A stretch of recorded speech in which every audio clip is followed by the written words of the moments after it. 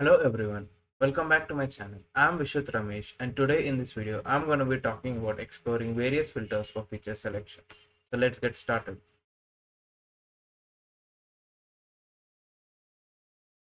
So what is a feature selection? A feature selection is an essential pre-processing step in machine learning pipelines. It plays a crucial role in improving model performance, reducing overfitting and enhancing interpretability. The filter methods.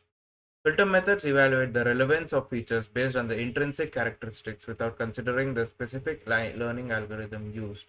This makes them computationally efficient and suitable for high-dimensional datasets. The benefits of feature selection.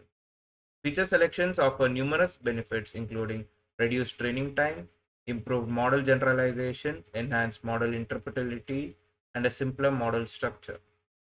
Types of filter methods. Filter methods can be categorized based on their underlying principles such as statistical measures, information theory, or distance metrics. We will explore several commonly used filter methods in the following sections. So the first is the variance threshold. The variance threshold method removes features that have low variance. It operates on the principle that features with minimal variation across samples are less informative for model training. Features with low variance might contribute very little to the prediction task and can potentially introduce noise. Use cases. This method is particularly useful when dealing with data sets that contain features with very low variance, such as features with constant value across most samples or features with very limited variation. Removing these features can improve model efficiency and reduce noise. Example. Imagine a dataset containing features representing the color of a flower. If one feature consistently takes on the value red for 95% of the samples, this feature holds little information and can be removed. So hence, various threshold can automatically identify and remove such features. The next is the correlation coefficient. The correlation coefficient measures the linear relationship between features and the target variable. It quantifies the strength and direction of the linear association between two variables. The correlation coefficient ranges from -1 to 1, where 1 represents a perfect positive correlation, -1 represents a perfect negative correlation, and 0 indicates no linear correlation. Use cases. The correlation coefficient is effective for selecting features that have a strong linear relationship with the target variable. Features with high absolute correlation values are likely to contribute significantly to the model's predictions. Example. So consider a data set where the target variable is house price and one feature is living area. If there is a strong positive correlation between living area and house price, it suggests that larger living areas tend to be associated with higher prices. This indicates that living area is a relevant feature for predicting house prices. Mutual information. Mutual information measures the mutual dependence between a feature and the target variable. Unlike the correlation coefficient, which captures only linear relationships, mutual information can capture nonlinear relationships between features and the target. Use cases. Mutual information is particularly valuable for tasks where nonlinear relationships exist between features and the target variable, such as in classification problems where features may have complex interactions. Example. Imagine a dataset where the target variable is customer churn and one feature is customer satisfaction. While a linear relationship might not be evident, there could be a non-linear relationship where very high or very low satisfaction scores are more likely to lead to churn. Mutual information can detect such non-linear relationships. The next is the chi-square test. The chi-square test measures the independence between categorical features and the target variable. It quantifies the difference between observed frequencies in a contingency table and expected frequencies under the assumption of independence.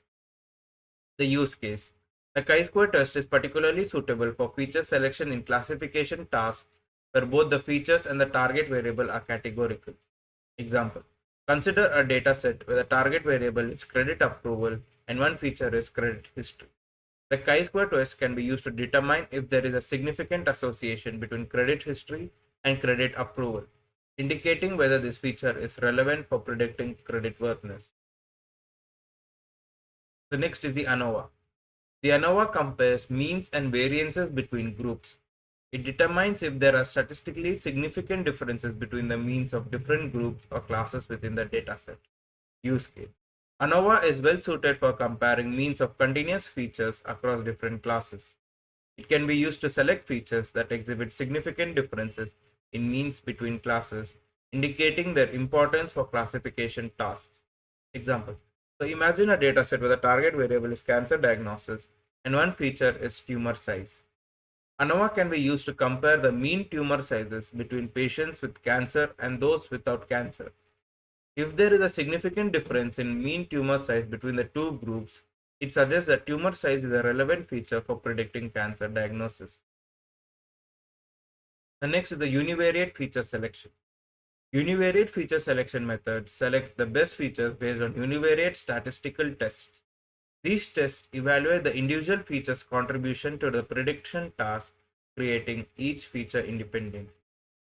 Univariate feature selection is a simple and quick approach for evaluating the individual feature contributions. It provides a straightforward way to identify features that are most statistically significant in relation to the target variable. So the example is the K-best method allows selecting the top K features based on the scores from a chosen univariate statistical test. For instance, select K-best can be used to select the top 10 features with the highest F scores, which indicate the feature's predictive power based on the F test. So why is choosing the right filter method important? So for high dimensional data, methods such as variance threshold and multi-mutual information can be effective. Variance threshold helps remove features with minimal variation, while mutual information can capture nonlinear relationships. For categorical data, the chi-square test is a suitable choice. It measures the independence between categorical features and the target variable, identifying features that are significantly associated with the target. Continuous data. While working with the continuous features, the ANOVA F test can be used. It compares means of features across different classes, selecting features that exhibit significant differences in means. General purpose. For general purposes, methods like correlation coefficient and univariate feature selection provide general purpose approaches. The correlation coefficient captures linear relationships, while univariate feature selection evaluates individual feature contributions using univariate statistical tests. So in this conclusion, we explored several common feature selection techniques including variance threshold, correlation coefficient, mutual information, chi-square test, and ANOVA, where each method has its own strengths and weaknesses, and the choice of which to use will depend on the specific characteristics of your dataset and the problem you're trying to solve. The key takeaway is that the feature selection is a crucial step in the machine learning process as it can significantly improve model performance by focusing on the most informative features. By carefully evaluating and selecting the right feature selection method, you can build more accurate and efficient models. Thank you everyone for watching this video. I hope you are now clear with the various filters used for feature selection in machine learning process. So please support me by liking and sharing this video. Thank you.